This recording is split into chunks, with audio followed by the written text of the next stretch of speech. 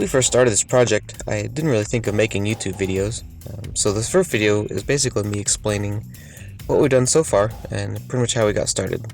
In future videos, I'm going to actually be walking you step by step so you can follow along with us. So to get started, we made a quick trip to Lowe's just to buy several sheets of sandpaper, a few sanding blocks, a putty knife, and some wood filler. We really didn't have an idea where to get started, but figured those are probably the basics. We started in my son's room. His bedroom theme allowed for less perfection when it came to perfectly smooth floors, so we figured we could learn our technique there and go ahead and apply it to the rest of the house. It became quickly apparent that sheets of sandpaper just weren't going to cut it.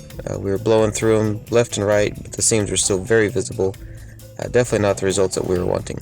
So my wife ran back to Lowe's and bought a little handheld sander from Black & Decker. We used it for a while and it definitely helped, but it still was pretty obvious it was not going to have the power to take out those seams, or just smooth out the floor in general. Nevertheless, we wanted to go ahead and get a quick coat of primer down just to see what kind of results we were getting so far. It looked better, but the solid tone of the primer really made those imperfections stand out, and you could tell that the seams were just sticking out like a sore thumb. We'd missed several nail holes, the wood filler had created an uneven surface.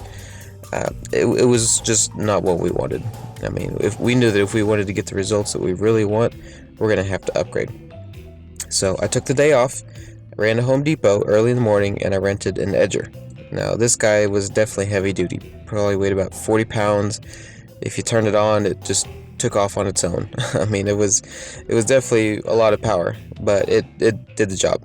You know, I was able to sand down every single seam on the whole upstairs, leveled out all of our pre-filled areas, even had time to do a once-over on the whole floor, just to take some of the roughness out of that plywood. My arms and legs were pretty much jelly by the end of the day, but you took a step back and looked at it, and we were definitely finally starting to get the results that we really wanted. We went ahead and threw down a first coat of primer on 2 of those bedrooms and called it a night, and then came back the next day to see what it had brought us. And we were very happy. You know, it exactly what we wanted. Even though it was only one coat and there was definitely some work to do, we could see the light at the end of the tunnel, and we knew that this is the way that it was going to get our results that we wanted. So we went ahead and threw down first coat on the rest of the upstairs and basically called it a weekend. Unfortunately, the drywall crew came in the following Monday, and they made a mess of everything for the next 2 weeks, so that kind of put us on hold. Starting with my next video here, like I said, I'm going to pick up where we left off. The drywall crew is done, they're moving out, and we're going to go ahead and finish up what we had started, and I'm going to start walking you through step by step of where we were, what we've done so far, and how we're going to get to the end. So stay with us.